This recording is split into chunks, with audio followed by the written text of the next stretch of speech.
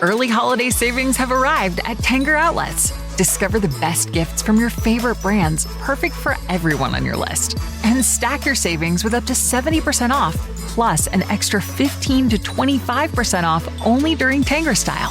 Save at Polo Ralph Lauren, Old Navy Outlet, Under Armour, Skechers, J. Crew Factory, and more. Hurry in. These early holiday deals last through November 24th. Tanger Outlets. More savings, more cheer. Live, we are here, Border City Alehouse, ahead of Monday Night Football. I am Adrian Broadus. Back at our River Oaks Property Schoolyard Sports Studio is Alberto Reta. We are taking you through a 2-hour busy edition of Sports Talk live on El Paso's east side. Getting ready for Monday Night Football. I am decked out in Rams gear tonight. It is Los Angeles who is hosting the Miami Dolphins. Both teams kind of on the fringe of playoff contention. I mean, first off with the Miami Dolphins recently getting Tua Tagovailoa back on their team, and on the flip side, the Rams coming off a big win on their side. They want to keep their season alive. They want to keep postseason hopes alive. Same with the Dolphins, even though they are, a little bit of ways away from that. But we will have it right here, Border City Alehouse, 1506 Lee Trevino. Come on down and join us for some Monday Night Football action between the Dolphins and the Rams. Meanwhile, today it is pint night. We have $3.50, $4.50, and $5.50 pints. Also, $4 Jim Beam and flavors all out here, Border City Ale House. Come on out and join us for happy hour all the way till 7 o'clock. $4 22 domestic drafts and $4 Hornitos and Crowns along with Tito's. You could also take advantage of the queso and loaded fries or nachos and chips. Those are just $6 during happy hour here at Border City Ale House. Want to welcome on our partner, my partner here on the program today. It is Alberto Reta, who is back at our River Oaks Property Schoolyard Sports Studio. And oh, Alberto, we are talking about on a Monday here to kick things off, burying the Dallas Cowboys. It's over. The 2024 season is done. It's on to 2025. They buried the news over the weekend that Dak Prescott is out for the rest of the year. That hamstring injury is going to cost him the rest of the season for the Cowboys.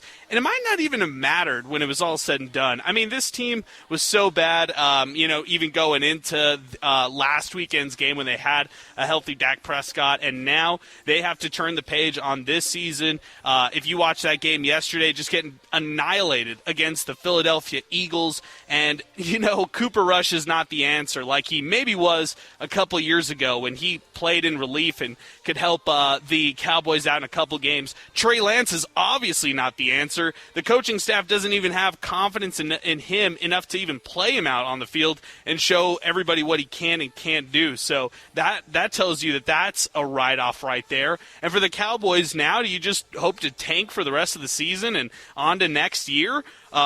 Maybe it's without Mike McCarthy. It's probably looking that way. Jerry Jones, you could blame him. But if you're a Cowboy fan out there, what is the silver lining? Is there any kind of positive takeaways that you take away from anything this season? And what is the best-case scenario moving forward? Because, forget just this year, right? In the future, what's the future like for the Cowboys, knowing that there's so much that you got to change up on this team? They've got so many depth questions all across their roster. Their defense is an absolute mess, and obviously they don't have Dan Quinn anymore. They, he's obviously leading things over with Washington, who had a great game, by the way, against your Pittsburgh Steelers, Alberto. And nonetheless, the Cowboys right now 3-6, coming off the awful 34-6 loss against the Eagles. They're 0-4 at home, by the way, this year. And Cowboys an absolute mess. Dak Prescott out for the rest of the year. I have no clue how they turn the page. So we can get into that. If you want to give us a call, 915-505-6009. But Alberto, I'll let you decide where we start off. Are we starting off today's show talking about the Kansas City Chiefs, or are we talking about the Detroit Lions? Which way are we going? That's a great question. I'd like to go Kansas City Chiefs, Adrian. What do you think? Let's do it. Let's talk about the Kansas City Chiefs. Yesterday, I thought it was over. I thought this unbeaten streak was done. They came into that game against Denver 8-0, obviously overconfident. Whatever you want to say. If they were overconfident, if they just took that one off, if you're arguing that Denver's a better team than we're making them out to be, whatever you want to say. Chiefs slept through that game. And then on the final play, you think it's over. Will Lutz, a routine field goal, no problem at all. No, there is a big problem. It was a blocked field goal attempt in the final second by the Chiefs. I just can't believe that right there. The luck that's going their way, the point differential is obviously one of those things. They're not beating these teams by a lot, but they find ways to win. And, love them or hate them, you got to appreciate the fact that they're finding ways to win these games. An unbeaten streak, are they chasing an 18-0 season, 17-0 perfect season? I don't know. I don't really know what their priority is for the regular season, but I know what their priority is for the postseason. That's to be three-time Super Bowl champs, to do something that, not a lot of teams in the NFL have ever done, and that is to be a three-time Super Bowl team. And it's easier said than done. I mean, we're talking right here, for this Kansas City team after they're 9-0, after a Week 10 victory that they squeezed past Denver. But you tell me, Alberto, is this just luck? Is this a product of the Kansas City Chiefs, or where are you at with this team right now? I think it's actually a mix of both, right? Like an intercoupling of both luck and just a bunch of experienced guys who have experience playing in those tight games, and they know what to do in those instances, so that really works in their favor. You take a step back and you look at their schedule. They play the Bills, the Texans, the Steelers, and then all the other teams are just kind of pencil them in for a win. So it'll be interesting to see how the Chiefs attack this season. Like you said, they're not killing people. They're relatively close games, and the Chiefs have proved that they are masters of winning those close games, especially in the playoffs. Yeah, I mean, they always seem to squeeze past teams when it really matters, and for Kansas City right now, they're 9-0 going into another game. I guess we have to do it right. We have to go ahead and see, the rest of their schedule, what it looks like, what a path to an unbeaten season would look like for them. They're 9-0 on the season right now in Kansas City after this tight 14, yesterday they end up beating the Broncos 16-14, squeezing past them thanks to a blocked field goal. Next week, it's on the road against Buffalo. Then it's on the road against Carolina, followed by a home game against the Raiders, a home game against the Chargers, and a road game against the Browns on December 15th. After that, you have a home game against the Texans, on the road against the Steelers, and closing out the year at Denver. Alberto, I'm kind of in the boat that next week, I don't know if they escape Buffalo in Buffalo, and I don't know if that really even matters. Again, maybe they lose in that game against Buffalo, and we're talking here next week, like, hey, it doesn't really matter. These two teams are going to be some of the best year after year, and all that matters is how they're playing in January when these teams go up against each other in the postseason. No, definitely, but I think that we should kind of make some memory and just really remember how Patrick Mahomes attacks these Bills and how he does so when it most matters. And I think that that's really indicative of how that game next week is going to go. The Chiefs are coming in here on an extremely hot streak, and I don't know if the Bills have what it takes to stop them. Well, I mean, this Kansas City team right now is playing lights out. So, to your point, it's going to be an excellent one. I think either way, we're going to probably find out who the top overall seed will be after that Buffalo Kansas City game.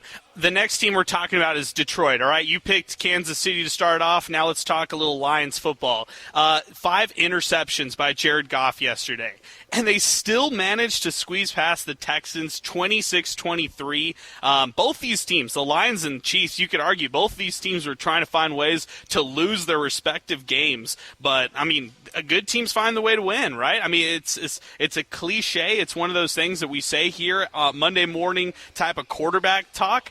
But at the same time, when you're talking Detroit squeezing past a really good Texans team, I think it's a reflection of both these teams. Like, that felt like a playoff type of game yesterday, even though these teams are probably not going to face each other in the postseason unless there's a long shot these two face each other in the Super Bowl when it's all said and done. But Detroit, having that ability to overcome the 5 interceptions by Jared Goff, and let's really call it 4, right? Because that one at halftime, that one, I don't really think that counts. Those halftime heaves or Hail Marys, as you call them, those aren't necessarily ones that you really ding the quarterback on, but they just stuck to what works, man, and that's ground and pound. It's relying on their defense. And Jake Bates, by the way, who had some really clutch field goals. I don't know, man. Alberto, I would say this. When Jake Bates went out there for that field goal, even though it was long, even though it was one of those where I was like, man, this is tough for a younger kicker, I felt confident in him that he was going to make that one right there. And he squeezed it in, and Detroit comes away 8-1 on the season. They're 5-0 on the road, by the way. That's pretty impressive.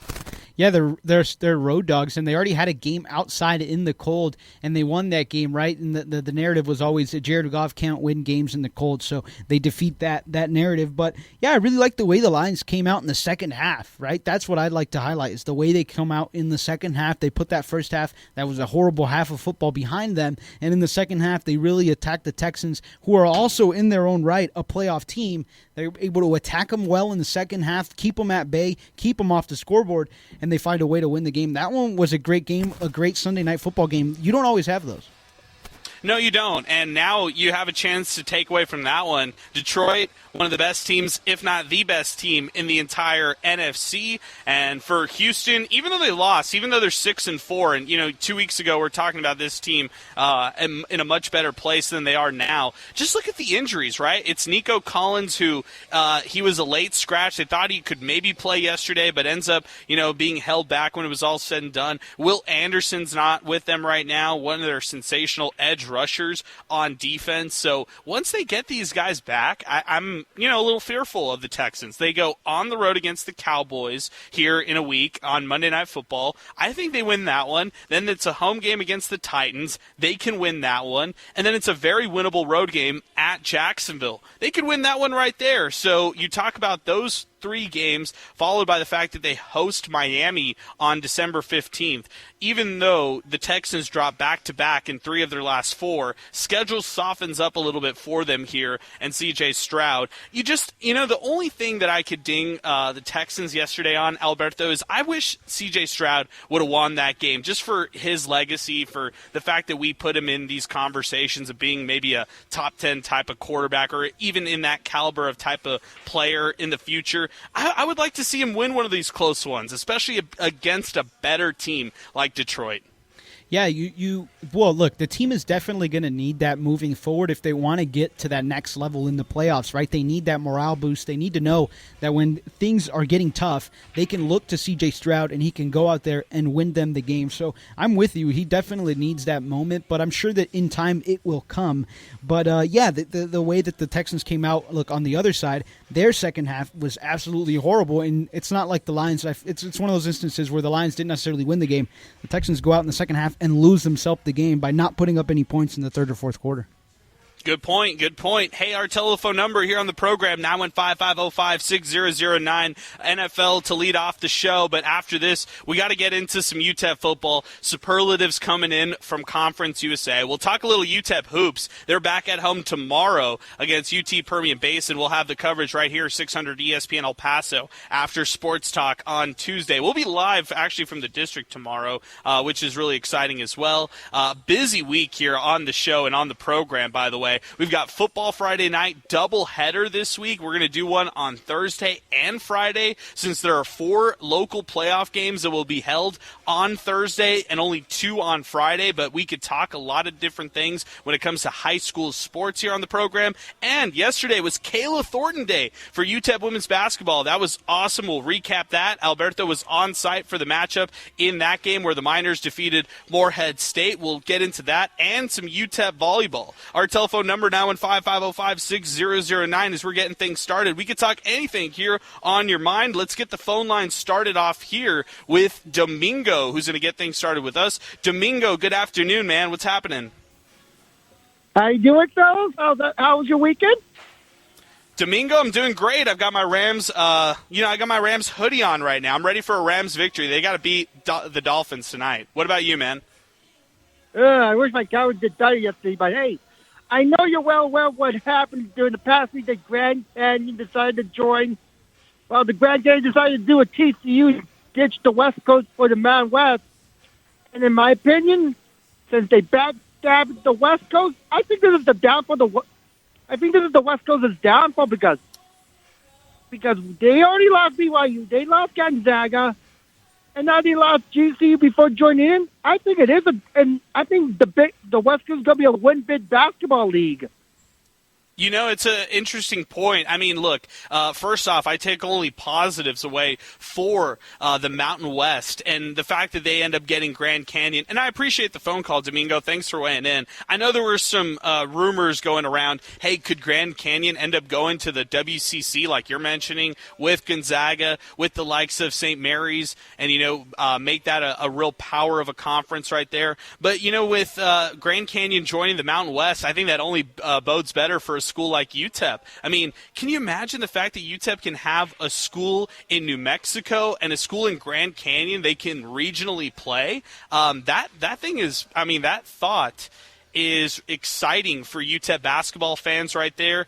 Grand Canyon already off to a 2-0 start on the season. They're ranked 71 by KenPom in the top 100, so they're a really good team. They just beat Western Kentucky 74-72 as part of that WAC CUSA Challenge. But Grand Canyon has been one of the mainstays in the WAC year over year, and I think they've been an excellent addition to the Mountain West. So, yeah, we've talked about that one over the past couple weeks, Domingo, and I think that's a great topic right there in itself, just highlighting that Grand Canyon squad and how good of a team they're going to be going into the Mountain West. So good stuff there, Domingo. Appreciate the phone call. Let's keep things going. 915-505-6009. We are live on El Paso's east side. It's Border City Alehouse as we're getting ready for Monday Night Football action. It's the Rams taking on the Dolphins. Come on out and join us here on El Paso's east side. Let's head out to Charlie 1 to get things started right with our first traffic update. Welcome back. We are live. Border City Alehouse. Adrian Broadus here, filling in for Steve Kaplowitz today. We are live and we are taking phone calls on El Paso's east side. Our telephone number,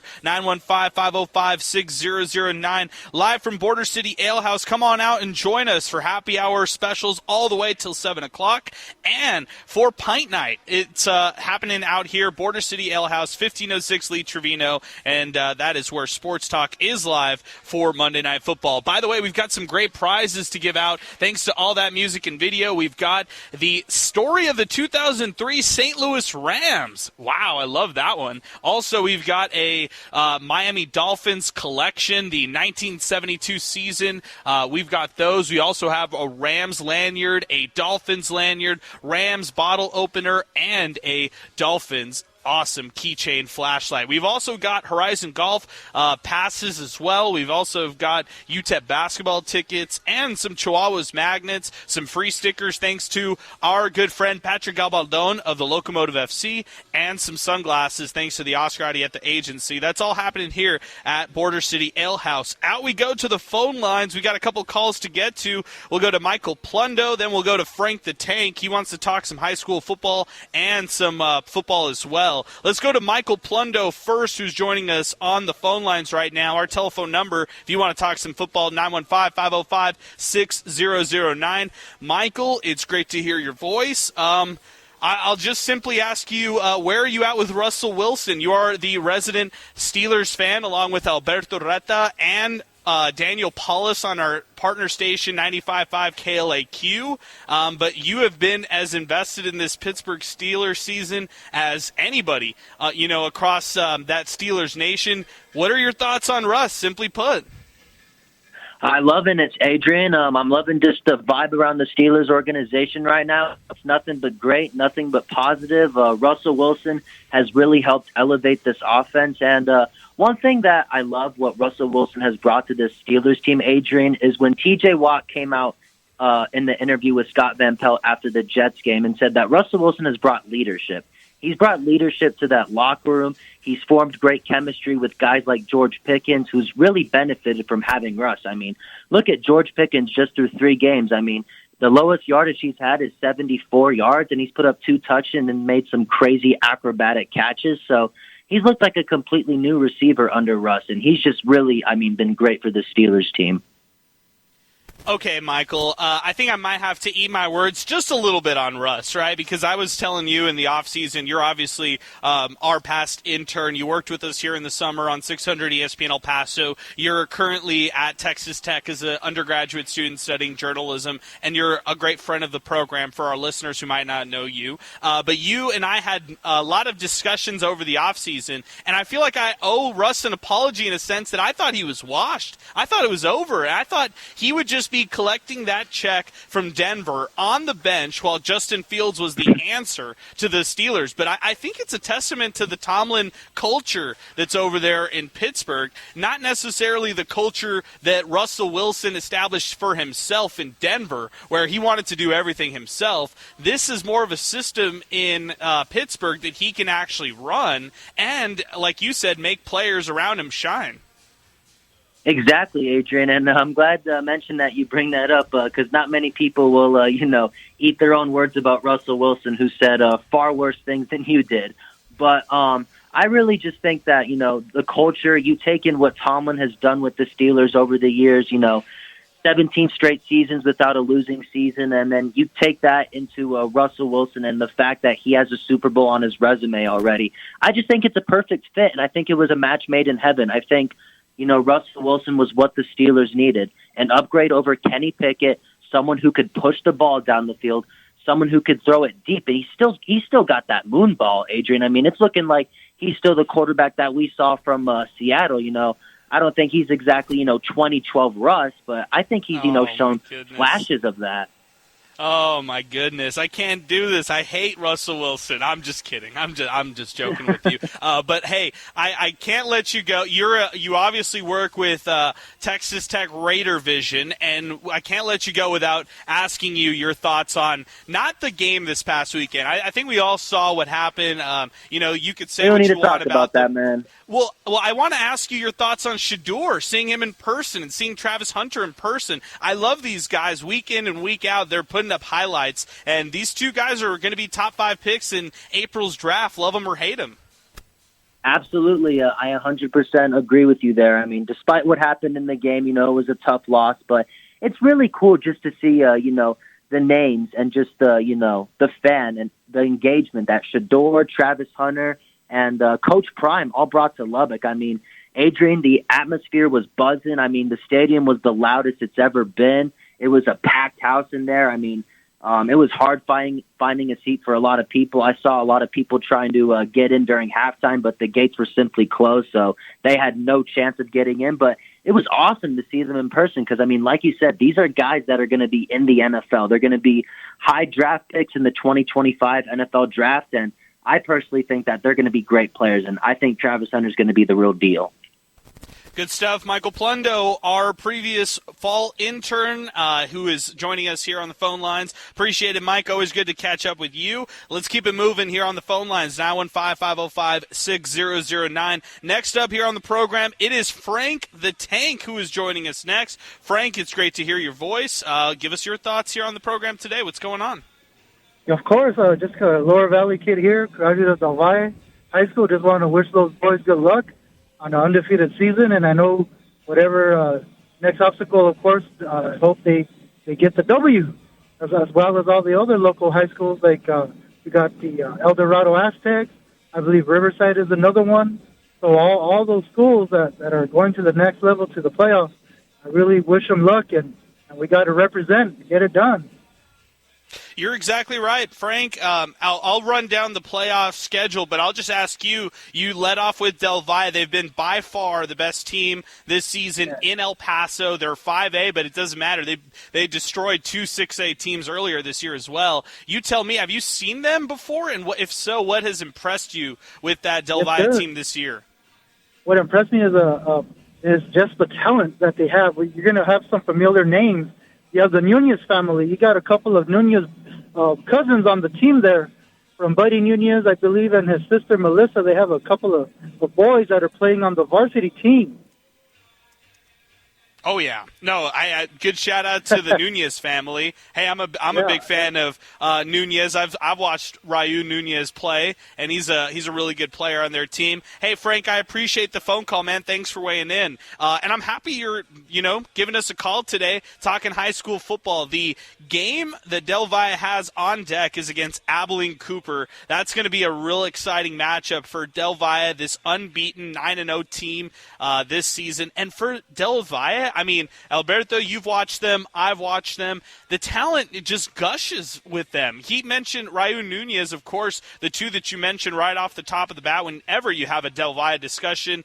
It's Jake Fetty, the quarterback who is a junior this year and who's already committed to Arizona State to play college football. And it's also Manny Fuller, the all-around athlete who specializes in a running back role for the squad and has already committed to play at Utah. Although he's a senior, Jake Fetty will be back next year. But Alberto, this Del Valle squad is something special. And if I had to pick a team who could go maybe make a run here in the postseason, I'm putting Del Valle out there as a possibility.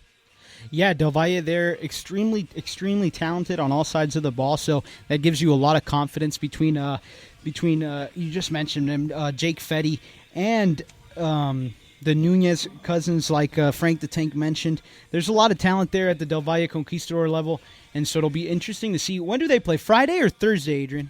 They're a Thursday squad. They're a Thursday team, 6 o'clock kickoff at Del Valle Conquest Stadium. So, yeah, man, I'm excited for the Conquistadores in a huge matchup coming up here Thursday. By the way, 4 games on Thursday evening and then 2 games on Friday here in El Paso. That tells you that we are hosting, 6 home playoff games here in the city of El Paso. That's impressive right there for local area teams. Let's run down the playoff scoreboard right now and just mention all the games that are going to be played. So let's start off in the 6A ranks. Midland Legacy coming to town to take on the Franklin Cougars. That one is a Thursday kickoff that will be on El Paso's west side.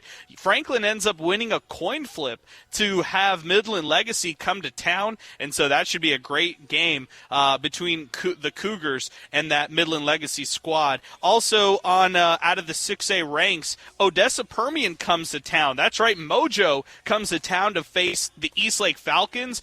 Remember, Eastlake, number 1. They won 6A outright. They had an unbeaten finish in 6A play. They're an impressive squad that really, I've got a chance to see them this season, and this game will be played on Friday. Other 6A games, Pebble Hills will make the trip on Friday. They're taking on Midland High. That's at Broadband Stadium in West Texas. Also, Montwood takes on Friendship. That's on the road Friday as well. That's going to be a 5:30 local kickoff. If you're, looking at that matchup. Going over to the 5A ranks, you heard Frank the Tank mention El Dorado. Well, they host Amarillo High. That's going to be an excellent matchup. 6 o'clock kickoff. Friday at SAC 2. That one is Amarillo High squaring off against El Dorado. Should be an excellent matchup right there. Don't forget about Bel Air going on the road. They're taking on Lubbock Monterey. Parkland takes on Abilene High. And then a Thursday night kickoff. How about this one? Amarillo Tascosa. They take on Americas. That's Thursday at SAC 2, and that's a 6 o'clock kickoff. So another home game here for an El Paso team. Amarillo Tascosa coming to town to take on the Trailblazers on Thursday. Out of the 5A Division II ranks, that's the one Del Valle's in. They're the one who's hosting Abilene Cooper, 6 o'clock kickoff Thursday. That's one of the games of the week. Although, you look at Lubbock Cooper taking on Canutillo on the far west side Thursday evening at 6 o'clock.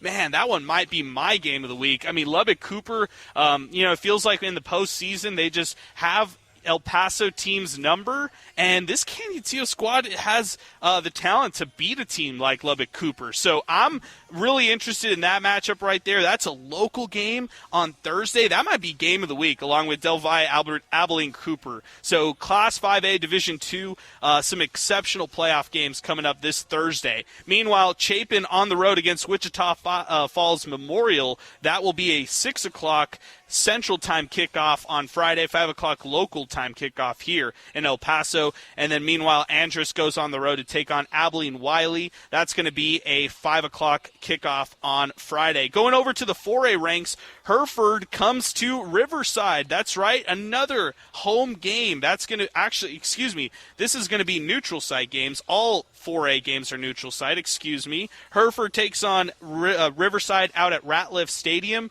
and this one will be a 5 o'clock local kickoff. Canyon Randall takes on Isleta. This one will be in Hobbs on Thursday evening. A Friday kickoff between Austin taking on Dumas out at Denver City High School. And then meanwhile, Clint will take on Canyon West Plains. Wow, that's a tough one right there. Out in Artesia, Thursday night kickoff, 6 o'clock start for that matchup. So that's your playoff rundown.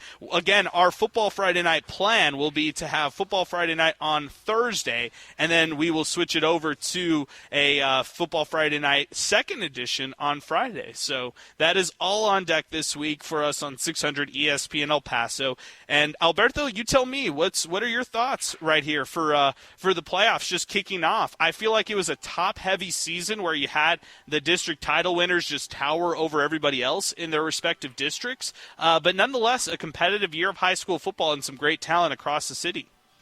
Yeah, it was a great year. Super excited to be a part of Football Friday nights. But, Del Valle, they come in extremely hot. They're expected to do well. But I'm excited as well, like you said, for that Canutillo game, especially since, if I'm not mistaken, I believe their quarterback did get injured before going into the playoffs. So it'll be interesting to see how they attack that game, especially after what Lubbock has continuously done to El Paso teams. No, that's a good point, right? Because Lubbock Cooper, they already have the prowess on their side. You look at Canutillo, I'm not sure what the status is for their quarterback, Matthew Gasca, but I know that a couple weeks ago he suffered a pretty bad injury. The way we discussed it at the Union following Football Friday nights is he broke his leg. That's tough right there. Yeah. That's really tough news for a stellar senior, I would say. And Matthew Gasco helped this team out in a big way at quarterback. I was a big fan of his, but they turned to the Huerta kid at the quarterback spot. He is related to Rene Huerta, who is the tailback over there. And I remember seeing Huerta, is kind of like this backup quarterback for Canutillo, and I actually like his physicality. So maybe there's not a huge drop-off right there. Nonetheless, you talk about the playmakers on that Canutillo team, and it starts off with Eddie Lalo Carrillo, who is one of the best players in the city of El Paso that we also have, we forget to talk about in these major discussions. So I'm not ruling this team out, despite the injuries that they've suffered on offense. Their defense is the mainstay right there for Canutillo, and hosting this first by-district round game should be excellent come Thursday. So that is all on deck. It's Football Friday night, and it's going to be a doubleheader edition this week, Thursday night and Friday night, right here on 600 ESPN El Paso. But hey, we'll do this. We're going to take a break right now. We had a couple good calls here this hour. We'd love to keep the phone calls moving. 915-505-6009. You want to talk a little NFL? Let's do it. You want to talk a little college football from over the weekend? Man, we had some excellent games. And meanwhile, we haven't even jumped on the UTEP talk yet, but we have a lot to recap from the UTEP football game, a double overtime victory. Where are you at right now as a UTEP football fan? If you got a chance to be there against Kennesaw State, what were your thoughts? 915-505-6009.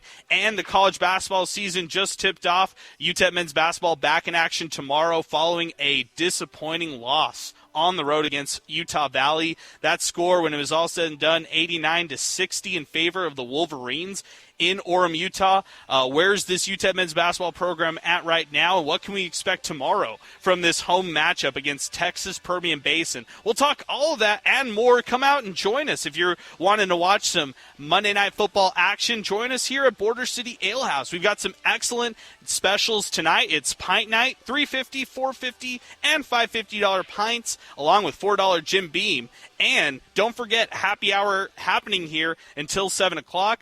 That includes $4.22 domestic drafts. Also, $4 Hornitos, Crowns, and Tito's. That is all happening here. Happy hour specials at Border City Alehouse, along with the $6 queso and loaded fries and the $6 nachos and chips. That's all happening here, Border City Alehouse on El Paso's east side. Getting ready to watch the Rams and Dolphins. Come on out and join us. Sign up for prizes. We'll be giving those away at halftime. Let's do this. Let's take a timeout right now. When we come back, more sports talk right here on 600 ESPN El Paso. All right, welcome back to Sports Talk. Adrian brought us here along with Alberto Reta. We are taking you through a busy edition of Sports Talk here on a Monday afternoon. Getting ready for Monday Night Football out here at Border City Alehouse. 1506 Lee Trevino on El Paso's east side. Come on out and join us for Rams, Dolphins. That's kicking off here at 6:15, and that will be here on 600 ESPN El Paso after Sports Talk here as we continue. Want to continue with more here of what we are talking and discussing on the program. A lot of stuff when it comes to college football and, of course, college basketball to jump into on the program today. But if you want to jump in on the action, 915-505-6009, that's our telephone number to get into the program. Weigh in on your thoughts on anything in the world of sports. 600 ESPN El Paso on Twitter and X is where we are also located. If you want to check in with us through there, or check with us on our free mobile app, 600 ESPN El Paso on our free mobile app, and that is 600 ESPN El Paso, where 5 Points Guy has just checked in. He said, I got to watch the UTEP football game using Stream East. Steve mentioned on air on the Buzz Adams Morning Show, but I don't know if it's illegal or not. I shouldn't have to pay to see our local college or my college team play. I'll say this, number one, Stream East is definitely illegal, Alberto. That's what we'll kick that one off right there. Yeah, but you know what? 5 Points Guy is lucky. He's a friend of the program, so it's our secret here. No one needs to know. We won't tell anyone. But yeah, definitely on the illegal side of illegal and illegal. Yeah, most definitely on that one right there. But good stuff, 5 Points Guy. I hear you on maybe we should make college games for a home squad more accessible, though. I like that point. I feel like we can hammer that one home a little bit more. Poncho checks in. Good win for UTEP football, but let's not kid ourselves. It took double overtime to basically beat an FCS team, which is also what UTEP has done with all the Austin Peay transfers. Next year should be interesting with all the seniors gone. Also, Buzz Flabiano is terrible. That is coming in from Poncho here on the program. A lot to unpack from that tweet right there, right? First off, everybody will say they were there, right? That's one of the things. This was a double overtime game, 43-35 against Kennesaw State, but everybody will tell you that they went to this one right here. But if you were actually at this game, there's probably 5 different instances that have haunted you from Saturday all the way till now where you think, man, if this broke a certain way, UTEP loses this game. And then on the flip side, there's 5 different times or instances where I can recall in that game against Kennesaw State where I'm thinking, Miners should have won it there, or Miners should have closed out the game here, or Miners should have went up big at this point. And I think this game was just an emotional roller coaster for everybody who witnessed it. The Miners end up winning this one 43-35 in double overtime. And there's a lot of big performances to talk about in this game, but like Poncho says, it was a double overtime win at home against Kennesaw State, which, I'll say this. These wins are hard to come by right here for this squad. They've been depleted. They've had injuries come their way. And, I thought they should have won last week against Middle Tennessee at home, and I thought they should have won the week before on the road against La Tech. But the difference may have been in those 2 games, they didn't have Skylar Locklear for the duration of it. I mean, he gets knocked out thanks to a cheap shot at La Tech, and, against Middle Tennessee, he doesn't play at home. And this time around, just having an experience at the quarterback spot, it allowed UTEP to expose some of those weaker safeties or weaker secondary members from Kennesaw State this past weekend. And Skylar Locklear had a really efficient game through the air. You look at what he did, 28 of 33, that's 85%. Through the air, and he had 327 passing yards, 4 passing touchdowns on Saturday, no sacks, no turnovers, a 208 QBR. I think the Skylar Locklear fans would definitely tell you that this one was a good one for his case to be maybe the guy for the future for them. But I say all this with, understanding, like Poncho just said right there, what's going to happen when some of the seniors are gone? Like Corey Chapman today, he was named CUSA Defensive Player of the Week, along with Skylar Locklear, who made the Offensive Player of the Week at a Conference USA. Both great accomplishments. The difference is, on one side, you have Corey Chapman, a senior, who's leading that defense, and on the other side, you've got, a redshirt sophomore in Skylar Locklear, who has the ability to stay here for, a couple seasons if he chooses to, and if, the coaching staff wants to move forward in that direction as well. But I look at that defense, they're going to be losing a lot of starters. It's not just Chapman, it's guys like Maurice Westmoreland, guys like Katie Johnson down low, and, Dorian Hopkins, who makes plays left and right at the linebacker spot.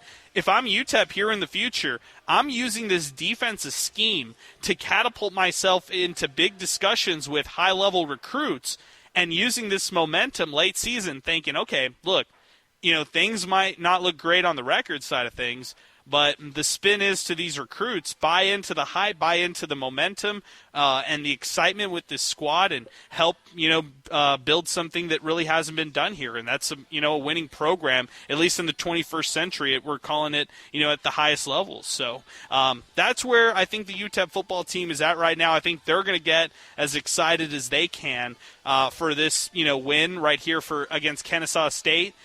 What does this mean for the road game against Tennessee? Nothing. I think, at any point of the season, I was saying that this squad was going to lose to a team in Tennessee who might make the college football playoff when it's all said and done. And then finally, I think fans are just looking to that Battle of I-10 out in Las Cruces. These are two teams that, had disappointing seasons. Let's just call it what they are. But, hey, if the Miners are able to beat the Aggies, if they're able to match the win total from last year, 3-9, and close out the season that way, I think that'll give them more momentum heading into the recruiting part of the offseason, where they really need to do some damage. They really need to go out there and recruit some high-level talent, when it comes to the offseason. So that's what I'm holding this staff to. I'm holding them accountable for recruiting a really good class of 2025, just like they did in 2024. I love some of these true freshmen on this squad. And, that's kind of where I'm at right now with the football program. Alberto, where are you at? Now that you let the win digest in your system, double overtime against Kennesaw State, how do you see this victory for the Miners now a couple days removed? Well, you take it for what it is, right? You're glad the Miners are able to squeeze by and give the little fans they had in attendance a home win, and so they can kind of close out that home record with a win. But I'm just glad they won a game that they should have won, right? Frankly, they should have won that game. They went in favored.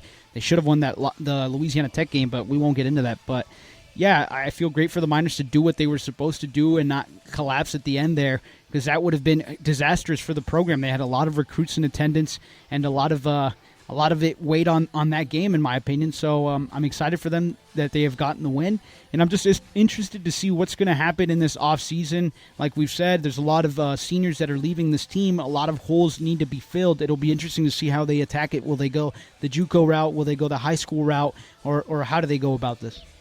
Yeah, or even the FCS route, and maybe even the D1 bounce-back route. Like, there's a lot of different directions that they could go. They've already had a lot of early signees for the class of 2025, which makes things very interesting when you're talking about UTEP football. Not necessarily for now, not for 2024 season, but here in the future under first-year head coach Scotty Walden. So that's at least where we're seeing the program at right now. But let's do this. Let's take a break right here. When we come back, hour number 2, live out here, Border City Alehouse. We're getting ready. Monday Night Football action between the Rams and the Dolphins. Plenty more, and plus, we also have giveaways at halftime here at Border City Alehouse. Come on out and join us if you want to take advantage of Pint Night and Happy Hour specials till 7. We'll be back right after this on 600 ESPN El Paso.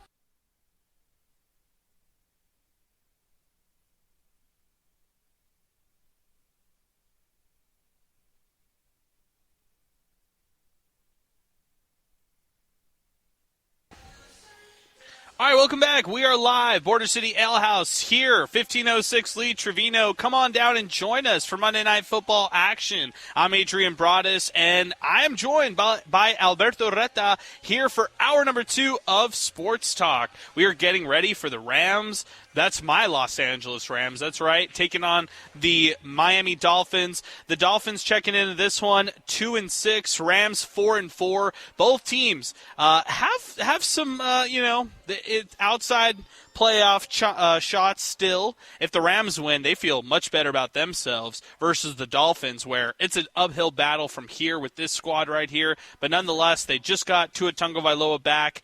They hope to get a big win tonight. Rams hope to have another home win tonight, and we will have it out here, Border City Alehouse. Come on out and join us, 1506 Lee Trevino, Monday Night Football action and Sports Talk Live as we get things started here in hour number 2. Along with Alberto Reta, we are filling in for Steve Kaplowitz today. He'll be back in action tomorrow. That is where we will get you ready for UTEP men's basketball action. They take on UT Permian Basin. Miners coming off a horrible loss this weekend. Utah Valley destroyed UTEP 89-60 when it was all said and done in men's basketball. We could talk about that, 915-505-6009, or we could talk a little Kayla Thornton Day, where Alberto Reta was at yesterday.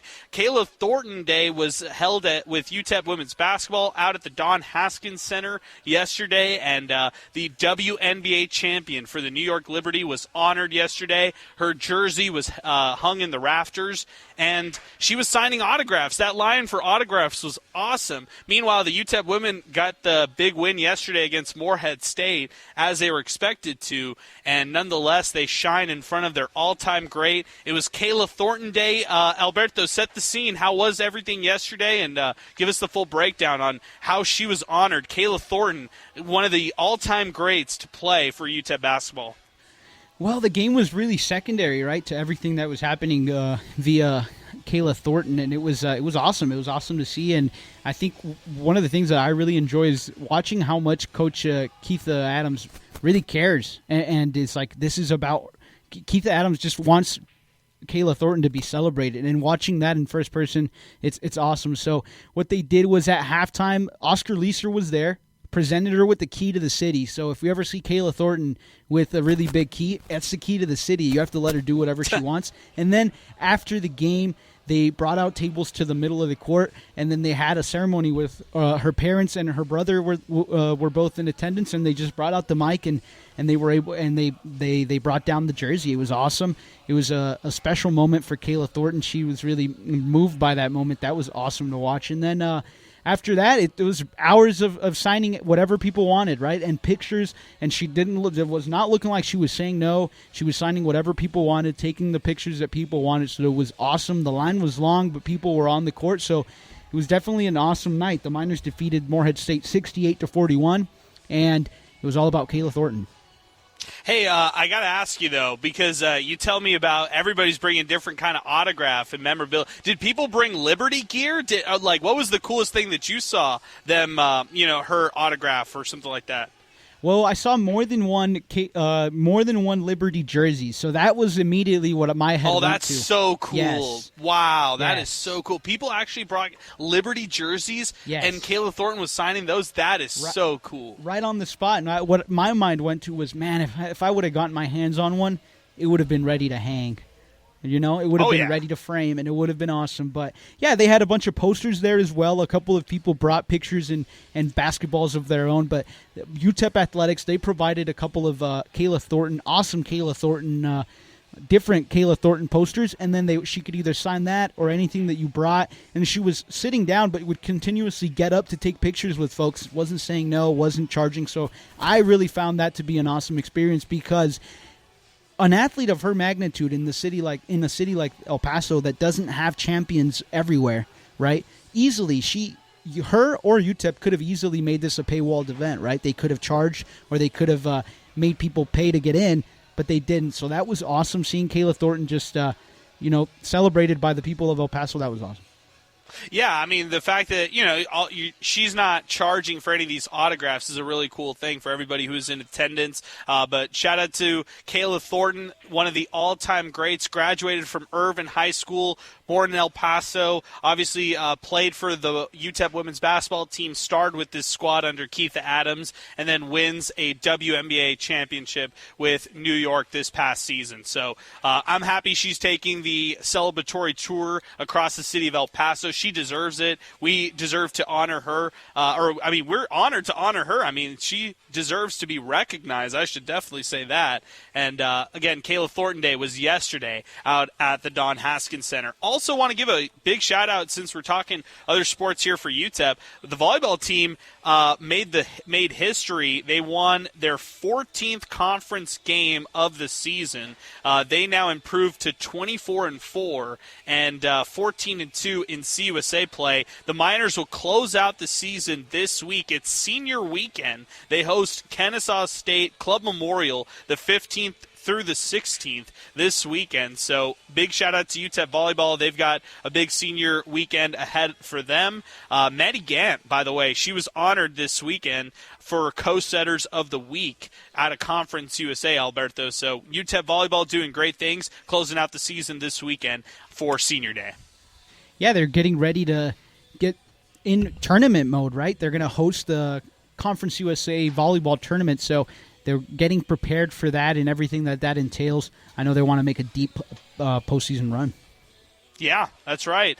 November 22nd through the 24th. Just book your calendar. Just mark it right now. That is the CUSA Championships, specifically that November 24th date, right? Like that is the date where UTEP could be playing in a championship type of finale. And that could be, one of the biggest games, if not the biggest game in UTEP volleyball history up to this point. And we keep saying that with Ben Wallace, this squad, the program that he's helped build with UTEP volleyball, they deserve the celebration, and they definitely deserve this, opportunity to host the CUSA Championships next weekend. So should be great for Club Memorial, should be great for this UTEP program. Meanwhile, let's keep things moving. 915-505-6009. Well, Alberto, let's do it. Let's talk a little Cowboys football, okay? I said it to open up the show. I'll say it again. I think it's time to bury this Cowboys season. I think it's over. 2024 is done. It was probably done last week, even before we knew about the severity of the Dak Prescott injury. He is now out for the year. They've turned the keys over to Cooper Rush, who can't do anything. By the way, I hate the cadence. Here we go. For Cooper Rush sounds terrible. And for Trey Lance, he can't even get in the game, so we don't even hear the "here we go" from Trey Lance. But can they change up the cadence at least? I mean, you're getting destroyed against Philadelphia yesterday. Can we please not do the "here we go"? If you're watching this Cowboys game or you're turning the page over to Cooper Rush, all that aside, I just want to ask you, Alberto, I just think that this Cowboys team is in a really bad place right now. And it's not just where they're at right now, but where they're headed here in the future. They've obviously committed a lot of money to Dak Prescott. They've committed to CeeDee Lamb, which I agree. I mean, I'm not knocking that one right there. I love CeeDee Lamb. Micah Parsons is somebody they're going to have to pay this offseason. And now that you look at where they're at here on the year without Dak Prescott for the remainder of the season and coming off this 34-6 loss at home to the Eagles, they're 3-6. You're looking at the draft. You're looking at maybe hiring a new head coach next season. I just want to ask you simply, would you rather, let's play a little game of would you rather be. Would you rather be the Washington Commanders right now or the Dallas Cowboys here in the future? I'm going to go with Commanders. I've never really taken to the Cowboys. Okay, let's do another one. The Philadelphia Eagles. Who would you rather be, Eagles or Cowboys here for the near future? That's a hard one because I just feel like the Eagles are eventually going to blow up with this whole Nick Sirianni thing. Every year I feel like it gets worse and worse and worse. You hear like new drama coming from them. So on this very rare instance, I'm going to have to say the Cowboys because I just know that this Nick Sirianni thing and wherever this goes is not going to end well. Okay, fair enough. All right, so you'd rather be the Cowboys than the Eagles. I'd probably still take Eagles, knowing that you have a young quarterback in Hurts, and if I'm talking about the next 5 years, I'd probably trust Hurts over Dak still. That's where I'm at right now. The Giants over Cowboys, I'd still take Dallas over New York. I think it's an absolute mess in New York, and I think they're headed for something new, whether it's a new head coach, whether they move on from Danny Dimes. Obviously, they paid him as well, but there's some opt-outs in his contract. quarterback that they can get rid of next season. But I'd probably still stay with Dallas over New York. What about you? Yeah, I think that the pressures that comes with being in a big market like New York is just far too much to handle. I wouldn't want to be in that situation. I'd take Dallas just because of I feel like you can control the narrative a little better if you're Jerry Jones. Yeah, I agree. And all right, let me throw a couple other ones. Let me throw some harder ones. Tampa Bay or Dallas? Who would you rather be? Oh, Tampa Bay. That's easy. I like what Baker. Yeah, I'd rather be Tampa Bay as well. That I totally agree on that one. Especially with Baker Mayfield. I think that's the key highlight right there is that you get a quarterback like Baker here in the near future with Tampa, and then you can also look at Dak and say, well, now I'd probably still take Baker over Dak. All right, let me ask you this one: Atlanta or Dallas? Who would you rather be for the next 3 years? Well, Atlanta just drafted their backup quarterback option, so I'd go with Atlanta. I like their new stadium that doesn't blind their players, so give me Atlanta. Oh, man, and you hear Jerry Jones blaming the stadium yesterday. I love that line. Blaming the stadium that you built, Jerry. You built AT&T. Do you remember that? You built that one. All right. Would you rather be Seattle or Dallas here for the next 3 years? That one's kind of hard. Seattle's I feel like up no man's land. I don't really feel particularly good about Geno Smith, and so that makes it a little bit more difficult. But I'm gonna have to stay with. I'll go with Seattle. I like with Seattle. We've seen what Pete Carroll can do. I'll go to the Rainy City. Well, they don't even need Pete Carroll, who's not there anymore. But I believe in Mike Macdonald, man. That new head coach. Even though today they did kind of a head scratching move, they released Terrell Dodson, who's their leading tackler. They just waived him today out of nowhere. That actually paves the way for UTEP's own Tyrese Knight. He's going to be playing at that inside linebacker position moving forward as a mainstay. And I think they really like Tyrese Knight from all the reports you hear from this coaching staff. But Coach Mike Macdonald over there in Seattle, I would choose Seattle over Dallas as well for the next 3 years. I think he's actually building something special. Is it Pete Carroll-esque? A little bit, actually, because he focuses a lot on that defense for Seattle, and I don't trust Geno. I'm totally there with you on that one right there. But I would see this, this front office and being a little bit more aggressive in trying to load this team up here in the offseason, knowing that they've got something on the defensive side of the ball. So I'd rather go Seattle than Dallas at this point right now as well. Let me ask a couple other ones for you, just some tougher ones since we're going this way. Would you rather be Vegas for the next 3 years or Dallas? I think I'd like to stay in I'd like to be Vegas. I think that although things didn't go the way they wanted, I think you can rebuild from the ground up better than you can with the Cowboys. I just don't really like their situation. You? No, I'm going to probably go.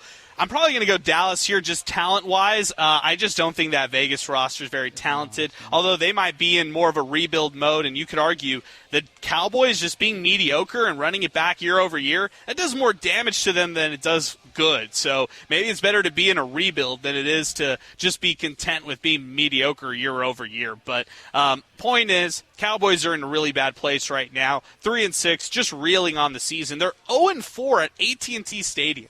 I just don't understand. And if you're a Cowboy fan out there, we'd love to know, what's the light at the end of the tunnel? What is the best case scenario for 2025 and next year? Because it's not happening in 2024. You're not going to figure out anything with Cooper Rush or Trey Lance. And it's on to next year if you're a Dallas Cowboys fan. Let's hear from you, 915-505-6009. As we get things started here in hour number 2, we'd love to hear from you. 600 ESPN El Paso on Twitter and X, or you could check in with us on our free mobile app on 600 ESPN El Paso. Happy Veterans Day to all of those who served. We really appreciate everything that you've done for us. Thank you for not just your service, but thank you for our freedom here. And that's on behalf of everybody here with us on 600 ESPN El Paso. So we are out here on El Paso's east side. It is Border City Alehouse, 1506 Lee Trevino. Come on down and join us for Dolphins and Rams kicking off about an hour from now. Let's do this. Let's take a timeout right now. When we come back, more phone calls, more updates,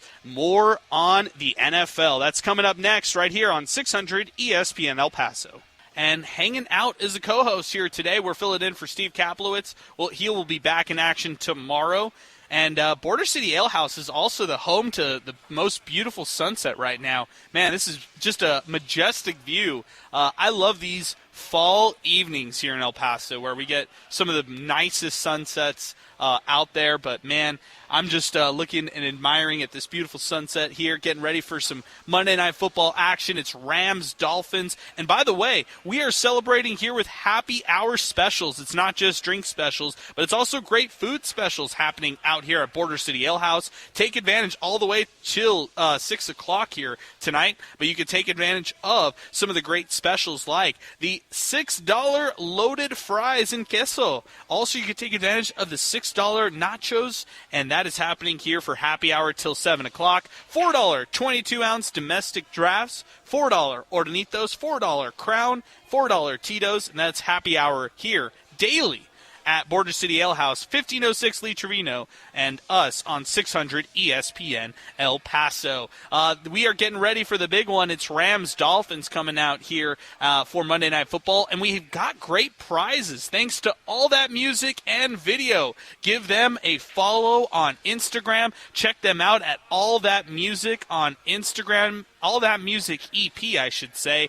They drop all their vinyls, they drop their new releases, and they have all the great sales that they have in full display. That's All That Music and Video on El Paso's east side as well, out at the fountains. That is All That Music and Video that brings us some of the prizes here at Border City Alehouse. We've got keychains, we've got great flashlights, we've got DVDs from the Rams and the Dolphins. Plus, we've got great, we got Chihuahuas magnets that you can win. We've also got UTEP basketball tickets for tomorrow.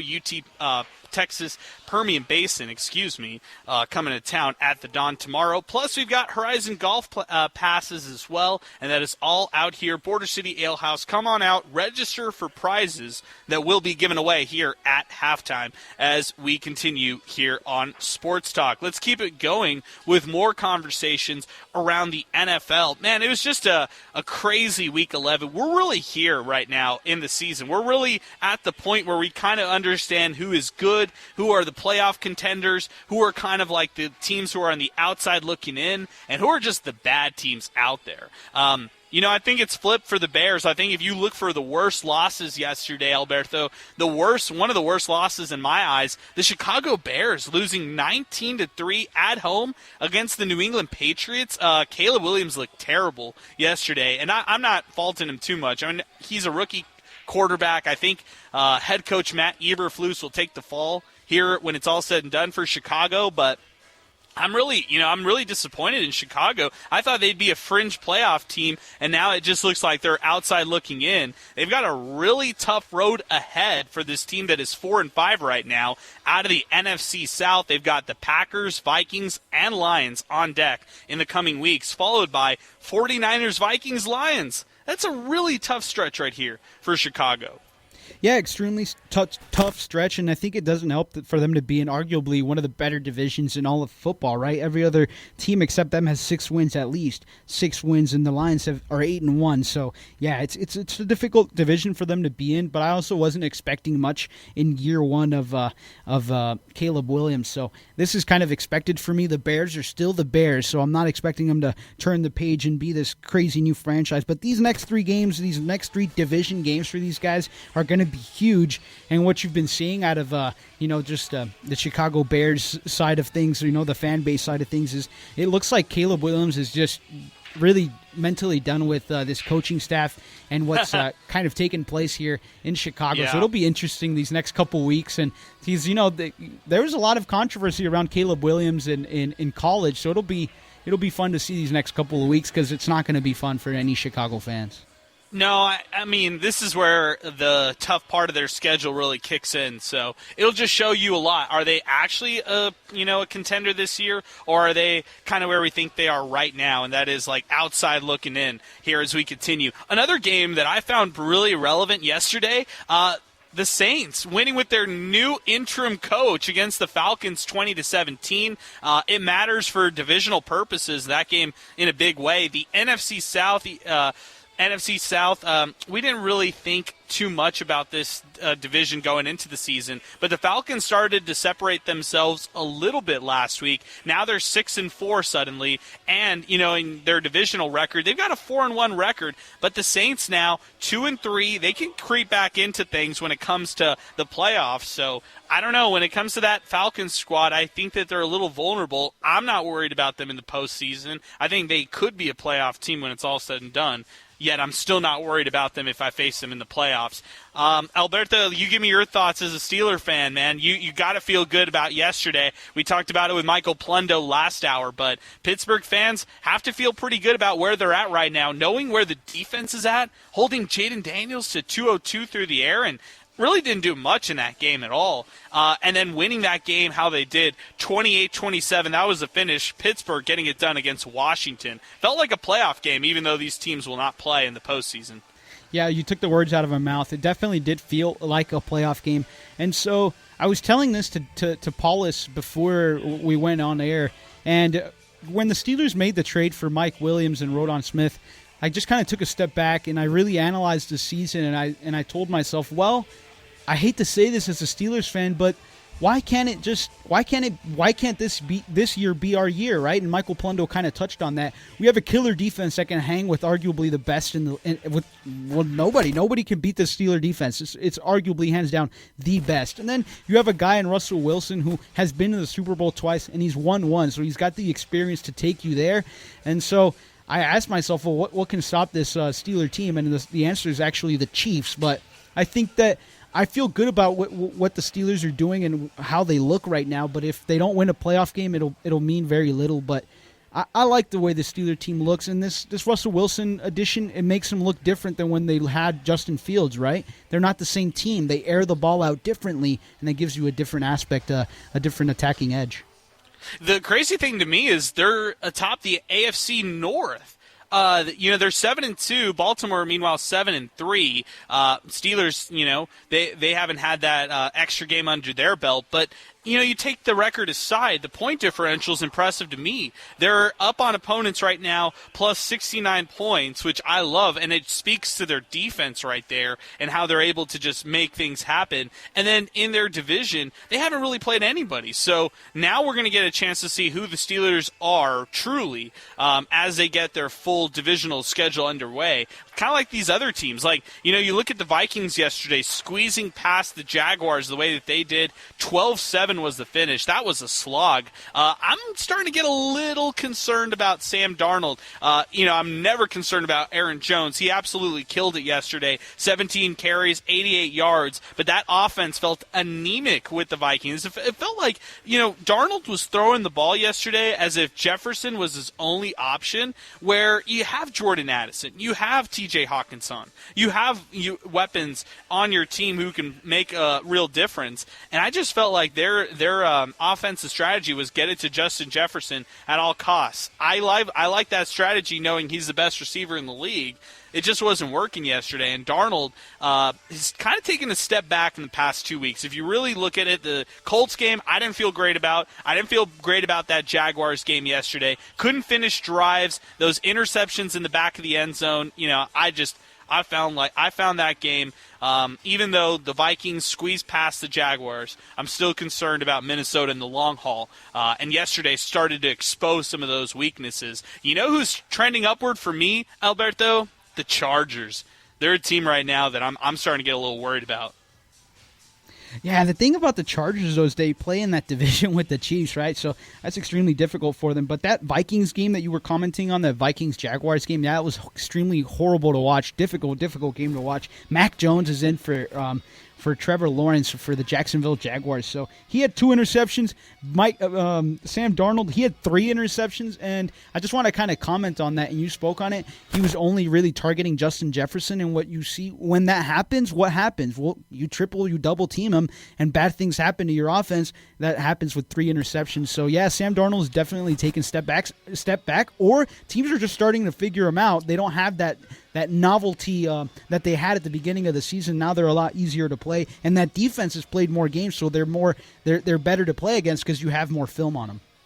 Yeah, I mean that's a good point as well. I just say, when it comes to going back to the Chargers, they won yesterday 27-17 against the Titans. Titans are terrible. It's not like a marquee win right here for LA by any means. But I start to look at what they have. I mean, of course, they have an elite quarterback in Justin Herbert. I consider him a top 10 guy in this league, despite him not really have won anything at the highest levels or even the postseason levels. I like their defense a lot, and I think they're well coached. I think I'm bought in on Jim Harbaugh year one here with the Chargers. I think they've got the right nucleus in place. You're right. They play in the same division as the Kansas City Chiefs. No doubt about that. But still, I mean, you talk about this team as a wild card team. Maybe they could be, a tough out in the playoffs. I wouldn't want to face them in the playoffs as it stands. And you know what? Their record's starting to really piece itself together. They're 6-3. They still have, the better part of their divisional schedule to get through. So if you're looking at the Chargers' schedule here, 6-3 right now, knowing that they didn't have Herbert to start off the season, really, they've got a home game against the Bengals. That's a must-win for Cincinnati, by the way. Then they take on Baltimore, followed by a road game against Atlanta, a road game against the Chiefs, and then at home against the Bucs. So, well, it doesn't get easy here for the Chargers. We'll figure out what this team really is made of. They've got some quality opponents here ahead of them. And, I'm really circling that Cincinnati Chargers game coming up this week.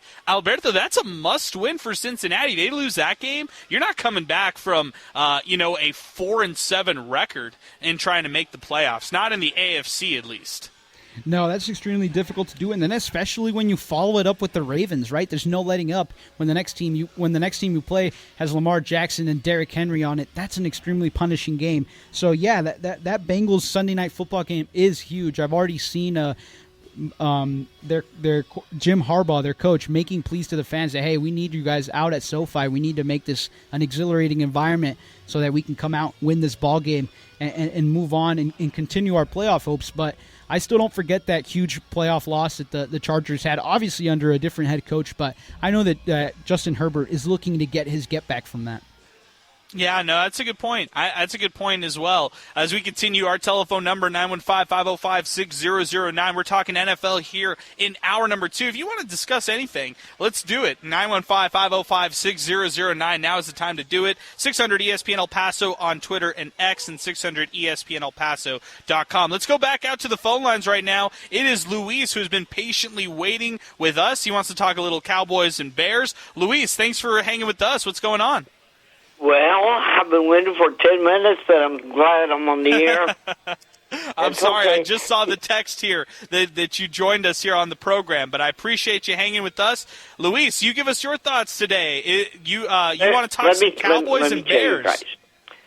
You talk about the Bears. The Bears, before you guys were born, I was in love, and I still am with the Bears since 1959. The monsters of the Midway. Well, man, I can talk all night about the Bears. I hope they win. They improve. They get better. Let me tell you, I have so many things to talk about, but I can't do it in record time. Okay, let me ask you this then, Luis, because I know you want to talk Cowboys. Where are you at with this team? What can this team do next year? What can this team do next year? As long as I've said it for years, as Meathead Jones owns the team, we're never going to get to the Super Bowl. I've been to championship games with my lovely wife Leticia, to Candlestick Park in '93 when they defeated the 40 Winers. Hello, Orly, and we've been all over the Cowboys. Yesterday. What a shame! What a shame! What can we expect, man? We needed the Cowboys needed a good running back. In the draft, Jones, no way, nada, nothing. I mean, what excuse? What did he say about Derrick Henry? That he didn't fit his offense or whatever. I mean, what is this? What's going to happen with America's team? Give me a break. Playoffs? No way, man. They're way too far from that. Luis. Do you want? Okay. If I had to give you a choice, one choice, okay? You get one choice next year: a new coach or a new quarterback. What do you want? You beat me to it. Ben Johnson. Okay, you want a new coach, and you want Ben Johnson. I love that offense for Detroit. Ben Johnson. Is a Pope Catholic? Yes. We want Ben Johnson. What a game last night between the Lions and the Texans. It was awesome. But, Texas, they let the Lions beat them, It was fantastic. Even the Texans are a better team. I mean, there's so many teams that are better than the Cowboys, man. You tell me the solution. If you were the owner of the Dallas Cowboys, what would you do? Oh, it's a great question. I appreciate the phone call, Luis. Thanks for weighing in. The Lions, and you know what? I appreciate you, Luis. Thanks for weighing in. You're like you were just saying right there. The line is where it really starts. Like the Jerry Jones move, right? Is them being this 7, 8, 9, 10th team in the NFL draft in the upcoming April draft. And the typical Jerry Jones thing would be to draft Travis Hunter and say, oh, this is our wide receiver or cornerback of the future. And I'm thinking to myself, no, that can't be the move. You already have weapons on your offensive side. You need an offensive line. You need defensive players. You need to build that depth that you maybe had last year for Dallas. Their roster isn't what it was last year. I thought they were much more talented last year than this year, and there's a lot of holes on their roster right now as it stands. Plus, they're going to pay Micah Parsons in the offseason, who is a difference maker. He does deserve all that money and more, but when you look at this team, I'd look at that coaching spot and think, how can I get somebody in who's going to help out, call the plays at the higher level than what they've seen in the past from Mike McCarthy, from Kellen Moore, from even going back to Jason Garrett. How can I get it more out of my quarterback with a better play caller here in the future? And I don't know if that is Ben Johnson. I don't know if they're going to prioritize somebody who knows how to establish a culture, like maybe a Mike Vrabel, who's just, sitting right now and getting ready to be hired. I think the Bill Belichick thing, as time goes on, I don't really think that's going to be likely. I feel like Belichick is more likely to join an organization, maybe like a New York even, over a Dallas. But I don't even know if he wants to coach, when it's all said and done. And then do they look elsewhere? Do they look for a splashy hire, if it's not that, to replace McCarthy? Is it maybe even somebody like a Deion Sanders, who, if, they're a top 5 pick in this April draft, what if they convince the Dallas front office to do a 2-for-1 package? That was floated out there this week, and I thought there is no way I would sign off on that. That would be outrageous. But, man, I guess you can't count anything out when you're the Dallas Cowboys. They've done crazy things in the past, and I think they'll continue to do so as long as Jerry's running the show, just like Luis was saying right there. But, hey, we can talk about it right here, 915-505-6009. We are live, Border City Alehouse, 1506 Lee Trevino. Getting ready. It's Rams. It's the Dolphins. It's Monday Night Football, and it's happy hour going on until 7 o'clock. We've got prizes that will be given away at halftime as well in this game, and we've got plenty more in store here on Sports Talk. Stay with us as we continue. We're going to take a break right now. When we come back, more of Sports Talk in hour number 2 as we continue on 600 ESPN El Paso. Back here, Border City Alehouse is where we're at, and we are here for about another half hour getting ready for Monday Night Football action. It's about to kick off Dolphins, Rams, and we're getting ready here at Border City Alehouse, 1506 Lee Trevino. Come on down, register for prizes, and even register for the Cowboys giveaways as well. We have all the Cowboys experiences to go watch Dallas play at AT&T Stadium, along with Miller Lite and 915 Tours. That is the Dallas Cowboys giveaways that you could register for here at Border City Alehouse, 1506 Lee Trevino, where happy hour is happening all the way till 7 o'clock.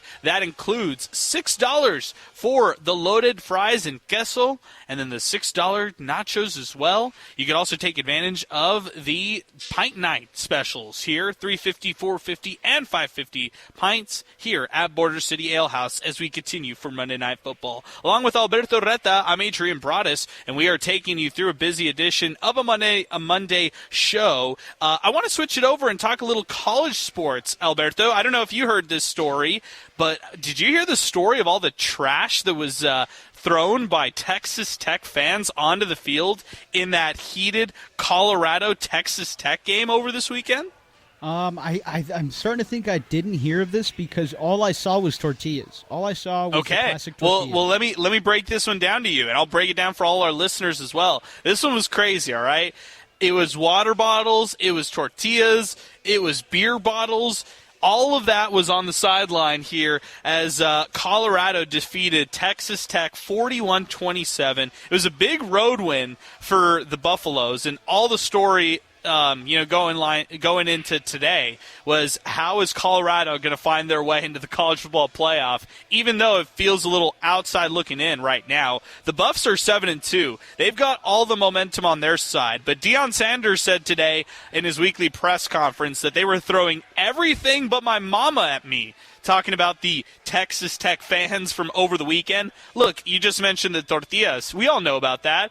That's kind of a mainstay tradition from Texas Tech, just throwing tortillas onto the field. It's something that we all know as far as college football goes for those Red Raider fans. But to be throwing water bottles, to be throwing beer bottles, and to be doing what they did, well, it caused their head coach, Joey McGuire, going onto the field with the microphone and saying, hey, stop throwing stuff on the field.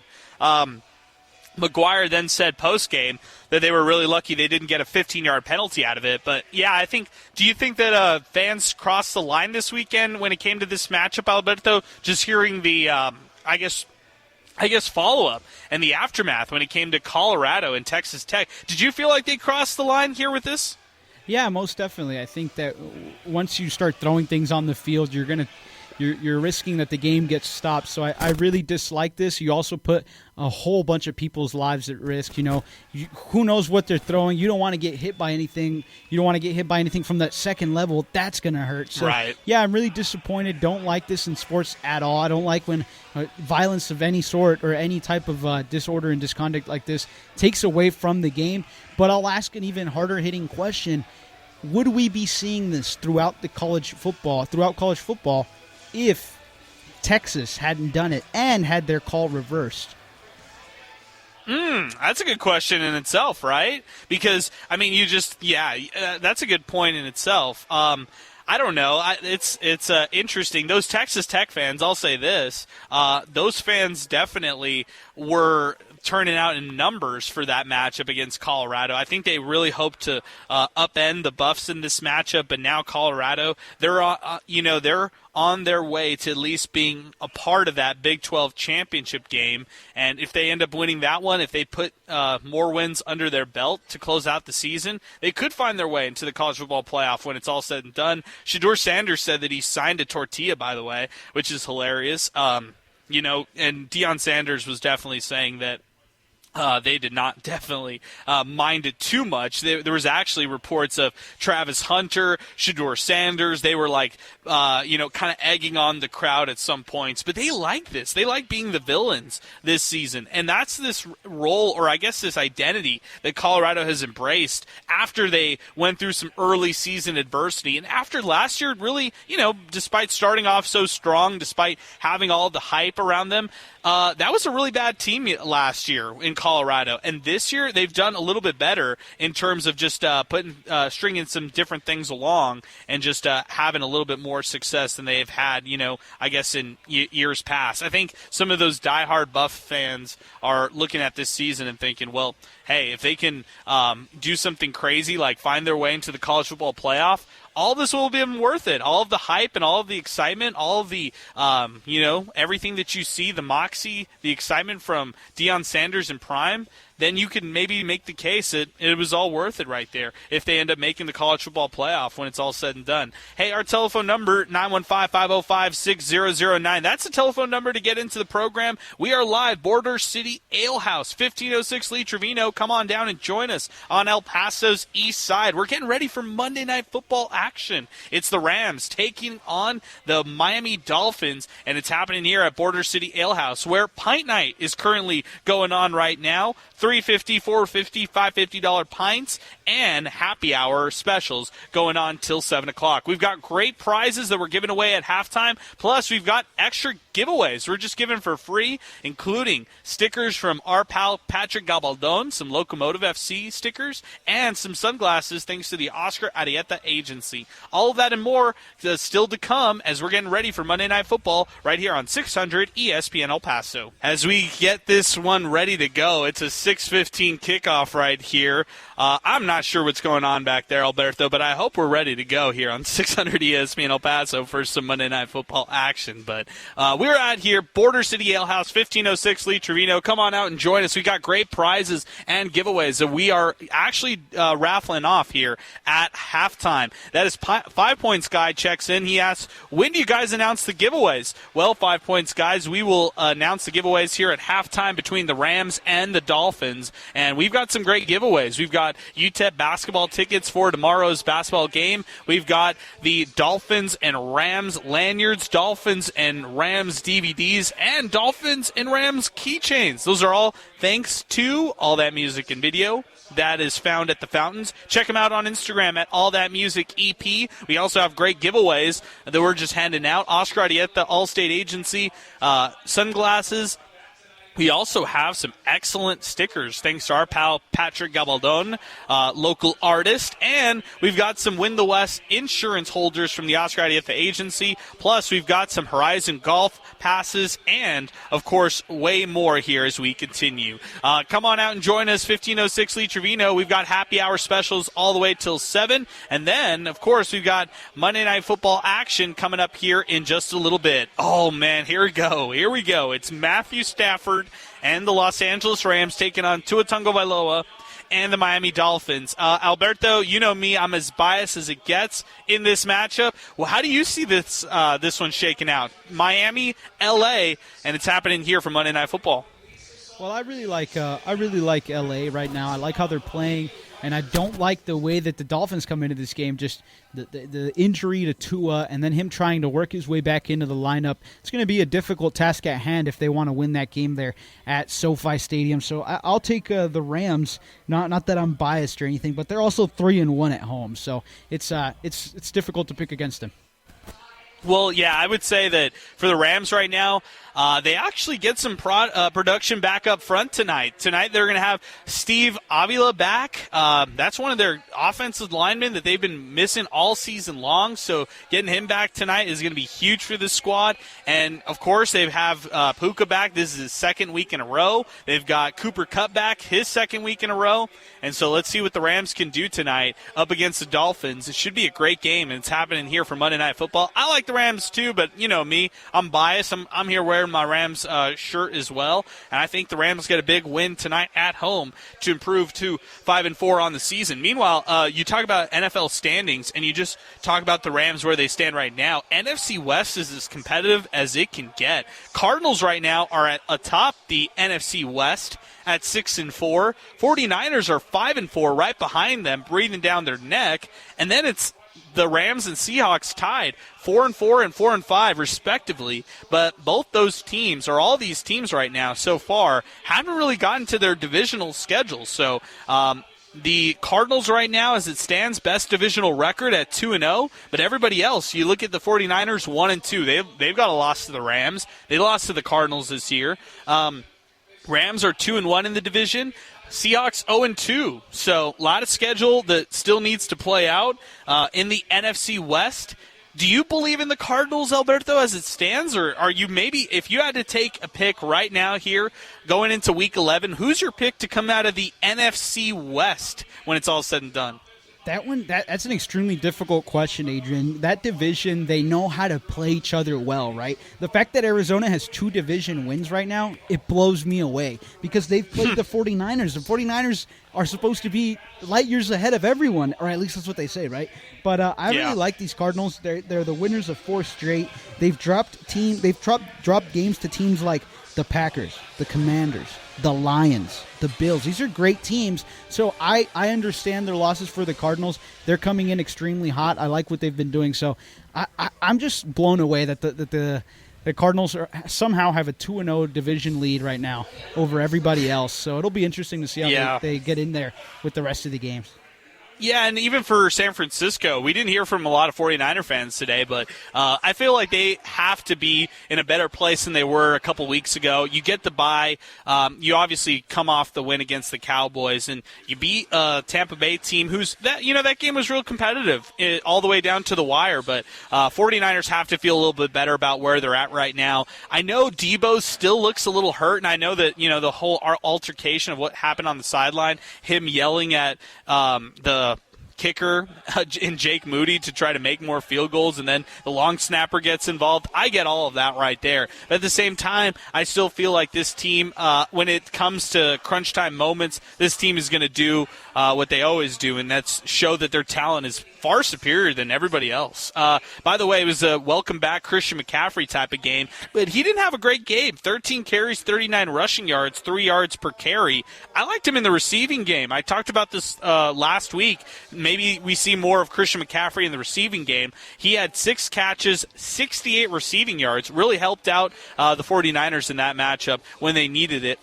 When they needed like an offensive spark, he was the guy to really help them out. So I liked that 49er win yesterday. It was gutsy. They held off that Tampa Bay team that is frisky, and especially at home. I mean, 49ers getting a win off the break, that's a big one right there when it's all said and done. Hey, that is going to do it for us here at Border City Alehouse. My special thanks to Alberto Reta, who is handling things back at our River Oaks Property Schoolyard Sports Studios. We will have Steve Kaplowitz back in action tomorrow. We are live at the District on the west side tomorrow ahead of UTEP basketball. They take on Texas Permian Basin, and we'll have it for you here on 600 ESPN El Paso. But for Alberto Reta, for all our team at 600 ESPN El Paso, I'm Adrian Broadus signing off and saying so long. We'll be back in action tomorrow right here on 600 ESPN El Paso.